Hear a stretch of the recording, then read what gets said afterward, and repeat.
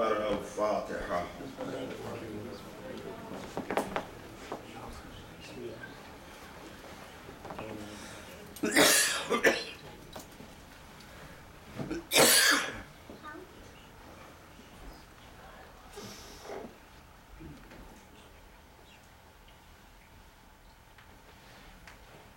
أعوذ بالله من الشيطان الرجيم. بسم الله الرحمن الرحيم. الحمد لله رب العالمين خالق السماوات والأرضين ومالك يوم الدين، والصلاة والسلام على أشرف الأنبياء والمرسلين وخاتم النبيين أبي القاسم محمد. اللهم صل على محمد وآل محمد وآله الطيبين الطاهرين المعصومين المظلومين الصديقين الغر الميامين. لعنة الله على أعدائهم وقاتليهم وغاصب حقوقهم ومنكر فضائلهم أجمعين. أما بعد فقد قال الله تبارك وتعالى في كتابه المبين وقوله الحق. بسم الله الرحمن الرحيم. بل هو آيات بينات في صدور الذين أوتوا العلم وما يجحد بآياتنا إلا الظالمون. صلوات پڑھ دیں. اللهم صل على محمد وآل محمد. عزیزان گرامی قدر، قرآن مجید کے سورہ عنکبوت کی آیہ وافی ہدایہ ہے جس کی تلاوت کا شرف میں نے حاصل کیا ہے. عنکبوت اسپائڈر کو کہتے ہیں. یہ سورہ اپنے اندر جن خصوصیات کو لیے ہوئے ہے وہ تو اپنی طرح ایک طرف ہیں، لیکن اس آیت کو جسے میں نے اس عشرہ مجالس کے لیے منتخب کیا ہے یہ عجیب و غریب آیت ہے. دعوت فکر دے رہی ہے آیت صاحبان فہم. سبحان اللہ. دیکھیے قرآن مجید یوں تو ثواب کے لیے اس کو دیکھنا، اس کو چھونا یہ کافی ہے، لیکن یہ قرآن اس وقت تک فائدہ نہیں پہنچاتا ہے جب تک اس میں غور اور فکر نہیں. بے شک. سبحان اللہ سبحان اللہ. میں نے اسی لیے اس آیت کا انتخاب کیا ہے کہ چونکہ ہماری یہ مجالس،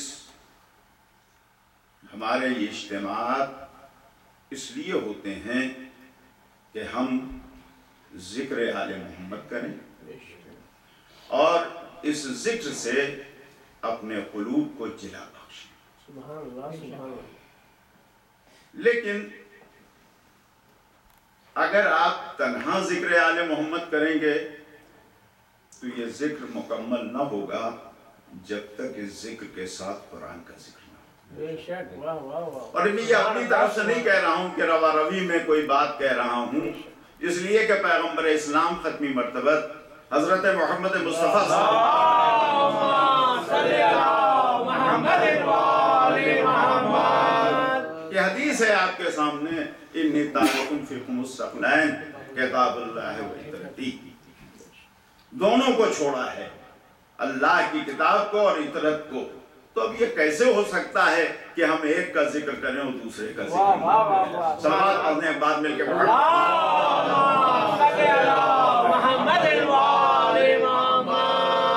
بھائی سرور بھائی ادھر آ جائیے. آئیے آئیے، تو ہندوستان کا نقشہ بنا دیا ہے آپ نے. ادھر تشریف لائیں.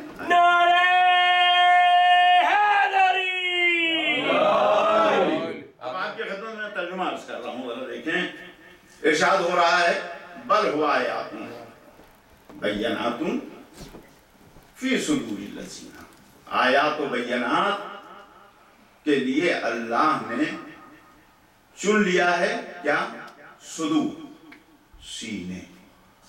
ذرا اور فرمائیں آپ نے، آیات و بینات کے لیے اللہ نے منتخب کر لیا ہے سینے. کون سے سینے؟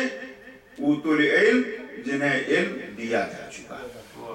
سبحان اللہ سبحان اللہ. لفظوں کو پیش نظر رکھیں، جنہیں علم دیا جا چکا ہے. وما یجھد، اور نہیں انکار کرے گا کوئی، الا الظالمون، جو ظالم ہوگا. ذرا غور کیا آپ نے؟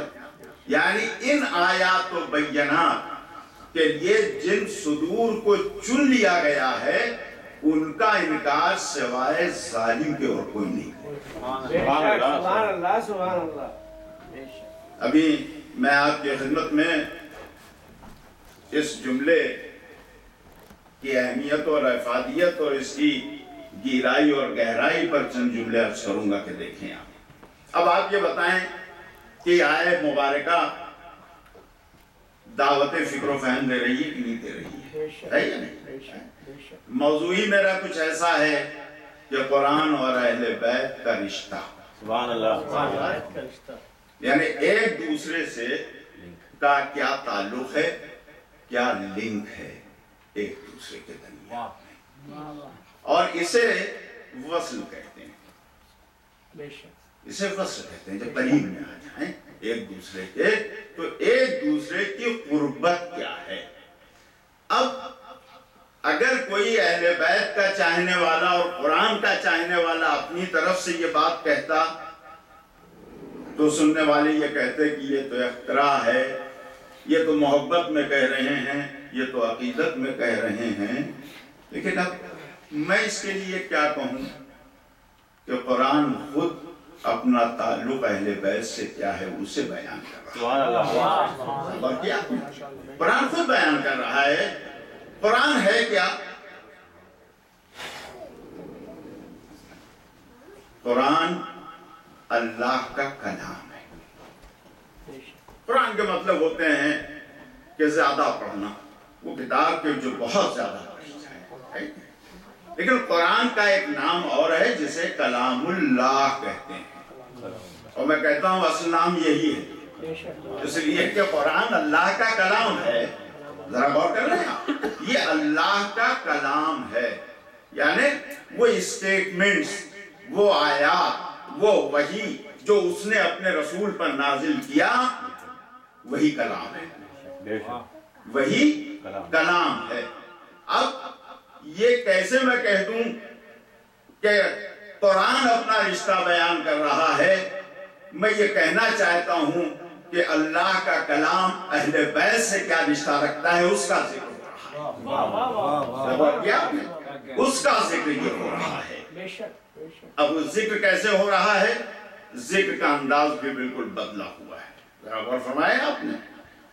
ذکر یوں ہو رہا ہے، ارشاد ہو رہا ہے کہ آیات و بینات یعنی اصل قرآن کیا ہے. یہ آیات ہیں، یہ بینات ہیں جو ہمارے سامنے ہے، یہ اصل قرآن ہے یا نہیں؟ اللہ نے چن لیا ہے، منتخب کر لیا ہے سینوں کو. صدور کہتے ہیں سینے، صدر کہتے ہیں ایک سینے کو. عربی میں صدر کہتے ہیں ایک سینے کو، یہ سینہ ہے. صدور کہتے ہیں ایک سے زیادہ ہے نا. اب دیکھیے ہمارے یہاں اردو میں کیا ہوتا ہے. صلوات پڑھیں بار مل کے.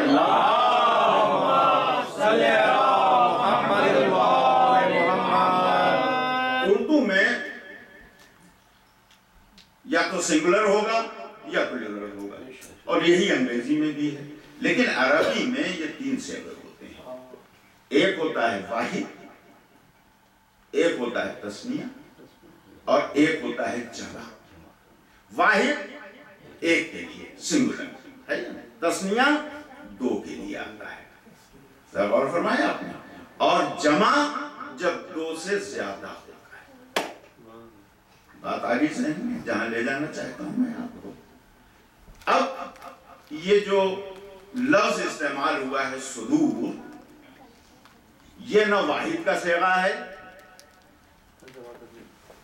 نہ تثنیہ کا صیغہ ہے، یہ ہے جمع کا صیغہ. کیا کہنے اور فرمایا جمع کا صیغہ مطلب یہ ہے کہ کسی ایک سینے کا صدر کا ذکر نہیں ہے، نہ دو کا ذکر ہے، یعنی جن صدور کا ذکر کر رہا ہے وہ دو سے زیادہ ہیں. سبحان اللہ سبحان سلوات پڑھیں اللہ صلی اللہ محمد وآل محمد. ایک بار اور سلوات پڑھیں مل صلی اللہ محمد وآل محمد. سبحان اللہ. اور فرمایا ایک نہیں دو نہیں، دو سے زیادہ سینوں کو اس نے منتخب کر لیا ہے. اگر بات یہی ختم ہو جاتی، آیت قرآنی یہی رک جاتی، بل ہوا آیات بینات فی صدور الذین، اگر یہی رک جاتی تو صاحبان ذوق کے لیے میدان بڑا وسیع تھا. سبحان اللہ. واہ کیا بڑا وسیع تھا سبحان اور ہر ایک آ جاتا. لیکن یہ عجیب نظام قدرت ہے کہ جب وہ دائرے کو محدود کرتا ہے تو چاہے میدان مباہلہ ہو، سلوات پڑھیں بعد میں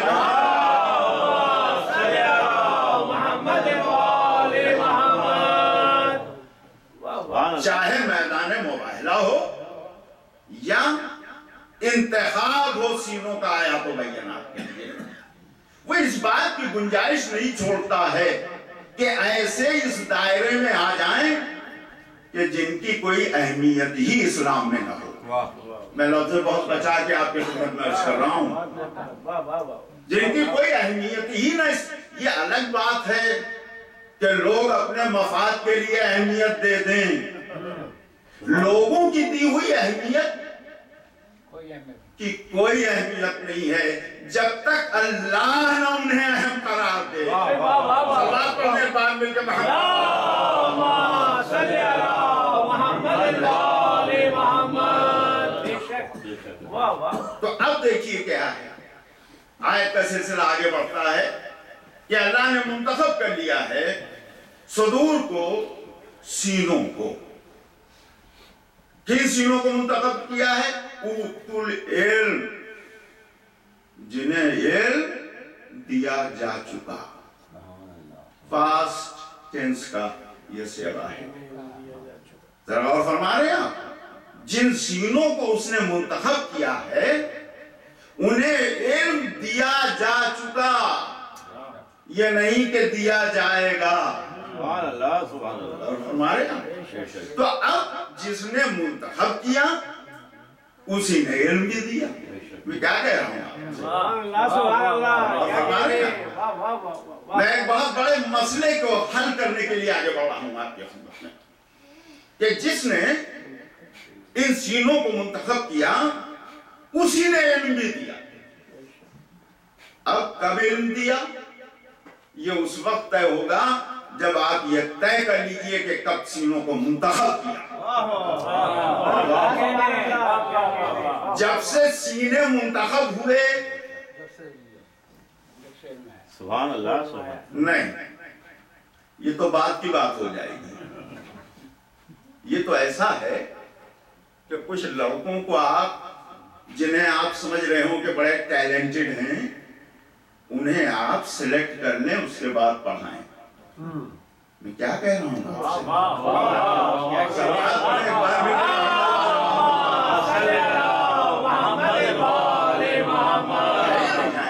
بہت سامنے کی چیز ہے، یہاں وہ بات نہیں. دیکھیے اگر منتخب کر کے اور پھر تعلیم دیں تو یہ اس طرف اشارہ کر رہا ہے کہ انتخاب سے پہلے جاہل تھے. انتخاب سے پہلے جاہل تھے، انہیں علم نہیں ہے، علم دیا گیا. ذرا غور فرما رہے ہیں آپ؟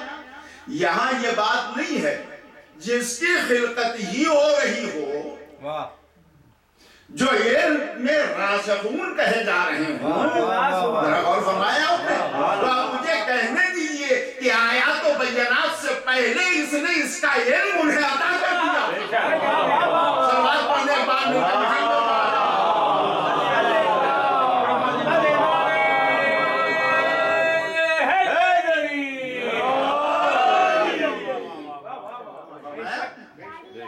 علم عطا کر دیا تھا آیات و بینات کا۔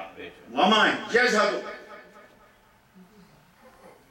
بے آیاتنا الا الصالحون۔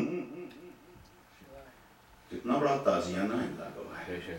اب میں آپ سے کیا کہوں، تاریخ اٹھا کے دیکھ لیجئے، نزول قرآن کے بعد، اس آیت کے نازل ہونے کے بعد جس نے بھی ان کا انکار کیا، وہ کوئی بھی ہو، سبحان اللہ،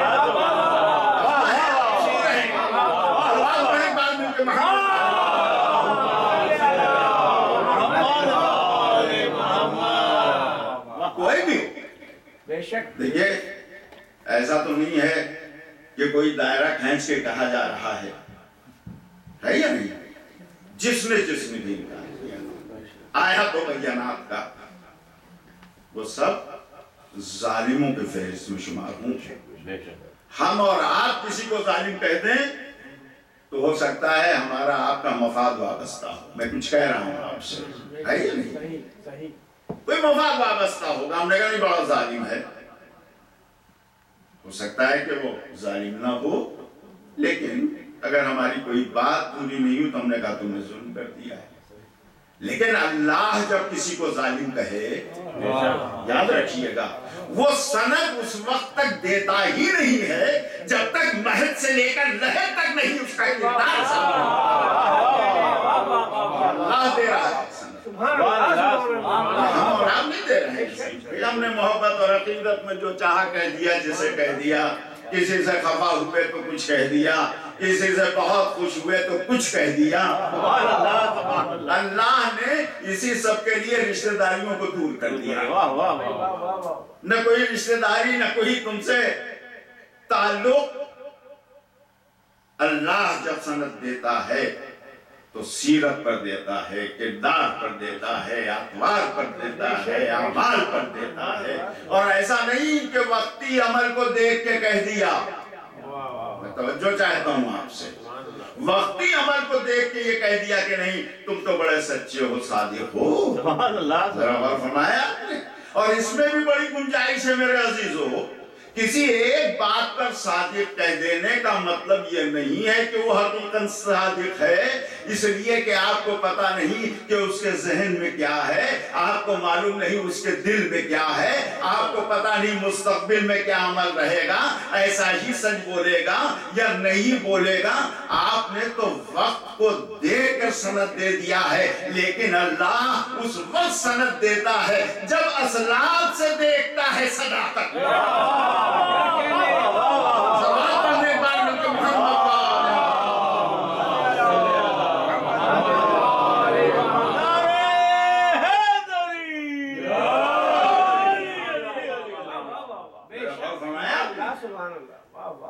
اور جناب یہ بھی عجیب بات ہے کہ میں جب غور کرتا ہوں اور آپ حضرات بھی غور کرتے ہیں کہ جب ان کا ذکر آتا ہے یعنی اہل بیت کا، تو نہ کبھی واحد کا صیغہ استعمال ہوا نہ تثنیہ کا ہوا۔ سبحان اللہ، سبحان اللہ۔ ذرا غور فرمایا آپ نے؟ سینوں کو چنا تو جمع کا صیغہ آ گیا، صادقین کہا تو جمع کا صیغہ آ گیا۔ سلوات پڑھیں۔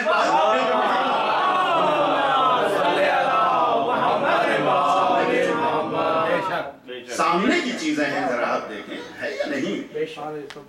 سب جمع کا صیغہ ہے۔ اب میں آپ کی خدمت میں عرض کروں گا کہ پروردگار عالم نے دیکھیے انہیں منتخب ہی کیا اور اس لیے منتخب کیا کہ وہ اپنے صفات کا ان کے ذریعے مظاہرہ کرے۔ अपने कमालात का मुजाहरा कर सके। देखिए ये अस्मा लगे हुए हैं, है या नहीं? अल्लाह के 99 अस्मा है। अब इसको आप पढ़िए और मान लीजिए रज़्ज़ाक़ है, तो कैसे पता चलेगा कि वो राज़िक़? कैसे पता चलेगा? वो आके तो देगा नहीं आपको। सुभान अल्लाह, क्या कहने हैं? बताइए। और अगर आ गया तो फिर अल्लाह नहीं।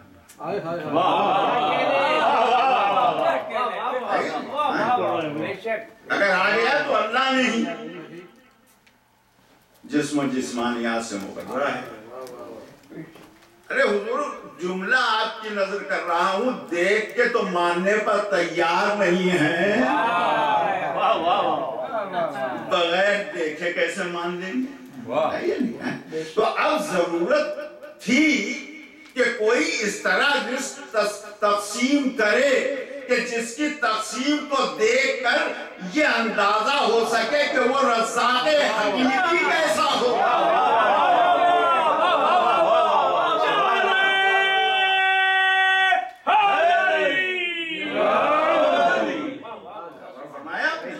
करीम है तो कैसे करम का पता चलेगा?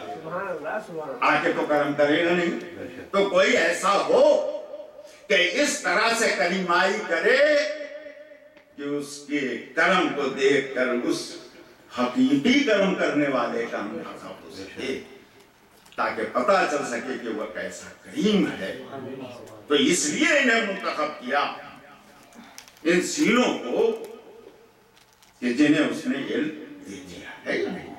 अब मैं जरा चंद जुमले आपकी खिदमत में, अब आज की मंजिल में देखिए देर तो हो चुकी है, मैं बहुत ज्यादा वक्त नहीं लूंगा इसलिए कि कल कबर डे है। ये कमी 2-4-10 मिनट की वीकेंड में इंशाल्लाह मैं पूरी कर दूंगा। सलात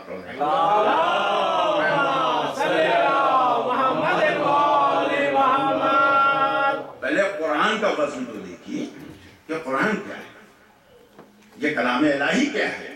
और जब कलाम इलाही समझ में आए तब उन सीनों की अजमत का अंदाजा होगा कि जैसे इस कलाम के लिए अल्लाह ने कलाम इलाही क्या है कि वो खुद कहता है कि अगर ये आयत पहाड़ों पर नाज़िल होती तो पहाड़ टुकड़े टुकड़े में बड़ी गुंजाइश होती है हुजूर, रेजा रेजा हो जाए। और क्या ये आयत अगर पहाड़ों पर नाज़िल होती तो ये पहाड़ रेजा रेजा हो जाते। ये पहाड़ कौन से पहाड़ हैं? मैं अपनी जबान से नहीं कहूंगा, मौला अली ने क्या इरशाद फरमाया है, सुनिए आप। सुभान अल्लाह, सुभान अल्लाह, सुभान अल्लाह। मौला के पास लोग थे, बैठे थे। किसी ने पूछा कि मौला ये बताइए कि अल्लाह ने ये पहाड़ों को क्यों खल्क किया है ना? इसलिए कि पूछने वाला ये जानता है कि बिला मकसद उसने कुछ खल्क नहीं किया। कहा मौला ये बताएं कि अल्लाह ने इन पहाड़ों को क्यों खल्क किया है? वैलीज का जिक्र नहीं है, माउंटेन्स का जिक्र है। क्यों खल्क किया है इन्हें? तो अब देखिए मौला क्या जवाब देते हैं। मौला फरमाते हैं कि अल्लाह ने इन पहाड़ों को जमीन के लिए मेघ करार दिया है। मेघ कहते हैं नील को, है ना? कील का क्या काम होता है? मेघ का चीज को उसकी जगह पर रोकती है या नहीं? मसलन ये मिंबर बना है, इस मिंबर में ये जो चीजें लगी हुई हैं, जो पाए लगे हुए हैं, इसको रोकने के लिए इसमें नेल्स लगाई जाती है या नहीं? लेकिन ताकि ये अपनी जगह पर रुका रहे। बहुत सी तस्वीरें यहाँ लगी हुई आपको देखेंगे, फ्रेम्स लगे हुए हैं। उन फ्रेम्स को नेल पर लगाया जाता है ताकि नेल उन फ्रेम को रोके रहे अपनी जगह पर। तो मेघ